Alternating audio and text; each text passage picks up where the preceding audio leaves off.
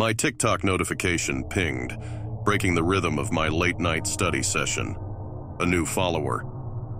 He had a decent profile picture, kind eyes framed by floppy brown hair, holding a rescue mutt in a too-big sweater. His username, Bookwormboy, was cute, if unoriginal. I scrolled through his videos, mostly book reviews and dog tricks. Harmless. I followed back, the tiny dopamine hit chasing away a yawn.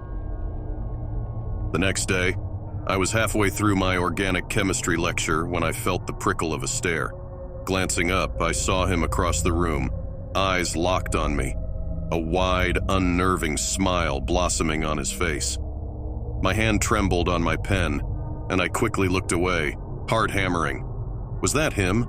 Had he just shown up? Ridiculous. But the doubt lingered, a cold worm in my stomach. The pattern emerged over the next few weeks. Bookwormboy liked every TikTok, commented on every photo. His comments started chipper, then transitioned to overly personal. How beautiful I looked studying in the library, how my laugh at a comedian's skit brightened his day. My initial amusement curdled into unease. I blocked him, unfollowed him, even deleted TikTok for a week. Yet, like a tenacious weed, he'd sprout up again on Instagram, my email, even tagged in a group message during a campus club meeting. The terror became tangible when I walked out of the library after finals, late, phone dead. As I fumbled for keys, a hand clamped over my mouth. A choked scream died in my throat. "It's okay," a voice I recognized from TikTok rasped in my ear. "Bookwormboy is here now." He dragged me down an alley, moonlight glinting off a glint of metal in his pocket. My legs turned to jelly. This wasn't a joke. This was real. Then, as suddenly as it started, it ended. A scuffle, grunts, then a thud. A flashlight beam swept over the alley. A campus security guard, drawn by my muffled scream, stood above him. Bookwormboy sprawled at his feet, a knife clattering away. My body shook with sobs as they led him away, his eyes burning with hate. That night, tucked under a mountain of blankets, I scrolled through his confiscated phone. Hundreds of photos of me. Candid shots in the cafeteria, blurry snaps from across the quad. Even one zoomed in on the window of my dorm room. My blood ran cold. He knew where I lived. The nightmare didn't end. I started seeing him everywhere. A glimpse of brown hair across the street, a shadow passing my window at night. Every creak of the floorboard turned into his footsteps. I stopped going to the library, avoided my usual coffee shop, even skipped my favorite band's concert. My life shrank, suffocated by fear. Then came the notes. Slipped under my door, left tucked in textbooks, on bathroom stalls. "You belong with me," one read. "We were meant to be," another hissed. The handwriting was shaky. One rainy afternoon, returning from class, I saw him. Standing across the street, soaked to the bone, eyes glowing with manic hunger. This was it. This was what he'd been building towards. I ran, heart pounding a frantic drum solo against my ribs. He followed, faster than I'd ever imagined, his laughter echoing down the deserted street. I reached my dorm, fumbled for my keys, adrenaline burning in my veins. The lock clicked open. The door swung wide. I slammed it shut, throwing my shoulder against it, but it wouldn't budge. He was there, pushing against the other side. Panic choked me. He was going to get in. He was going to... My phone screeched in my pocket. Campus police. I'd called just before I reached the dorm, my fingers dialing numbers on autopilot. Their voices, crisp and calm, were a lifeline thrown into the maelstrom of fear. In the next few minutes, eternity stretched into molasses. The door splintered. His silhouette filled the gap. Then, a crash, shouts, a scuffle. The door burst open, revealing not Bookwormboy, but two burly officers, his twisted form subdued on the floor. That night, curled up in a safe dorm room, I watched the rain lash against the window, finally letting go of the terror that had gripped me for months. He was gone, expelled, facing charges. My life, I thought, could begin again. But the scars remained. I still sleep with the light on, my phone clutched to my chest.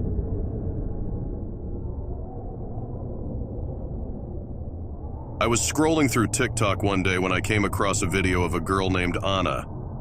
She was beautiful, with long brown hair and bright blue eyes.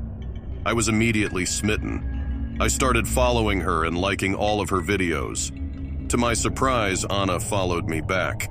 We started chatting, and I found out that we had a lot in common. We both loved horror movies and pizza. We even had the same favorite band.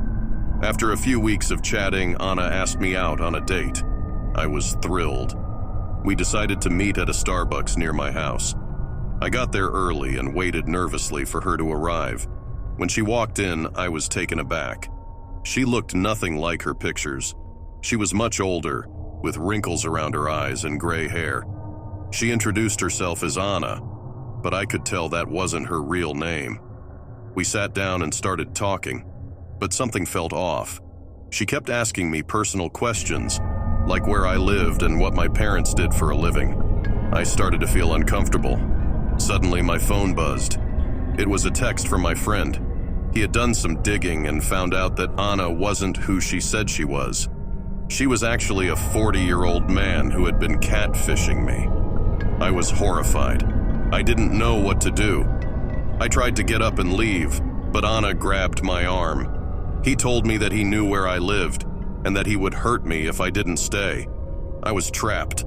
I didn't know how to get out of this situation. But then I remembered something my dad had taught me. He had always told me to carry a pocket knife with me wherever I went. I slowly reached into my pocket and pulled out the knife. I held it up to Anna and told him to let me go. He hesitated for a moment, but then he released me. I ran out of the Starbucks and never looked back. I was lucky to have escaped that situation unharmed, but I learned a valuable lesson. You can't always trust people you meet online. My TikTok blew up after posting the video of the abandoned asylum downtown.